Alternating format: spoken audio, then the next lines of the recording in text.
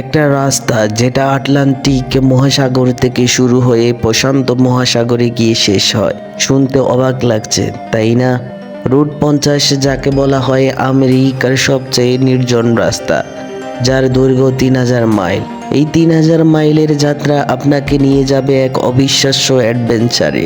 1986 সালের life magazine নেভাদার এই অংশকে নির্জন রাস্তা বলে আখ্যা দিয়েছিল, কিন্তু এই নির্জনতাই আজ অ্যাডভেঞ্চার প্রেমীদের কাছে আকর্ষণীয় হয়ে দাঁড়িয়েছে। এই রাস্তাটি আমেরিকার প্রথম ট্রান্সকন্টিনেন্টাল হাইওয়ে লিঙ্কন হাইওয়ের অংশ, যা 1913 সালে তৈরি করা হয়েছিল। মানে আপনি শুধু গাড়ি চালাচ্ছেন না, ইতিহাসের উপর দিয়ে যাচ্ছেন। এই রাস্তা দিয়ে ভ্রমণকালে আপনি পাবেন শহরের ব্যস্ততা, মরুভূমির নিস্তব্ধতা, পর্বতের সৌন্দর্য এবং গোস্ট টাউনের রহস্য।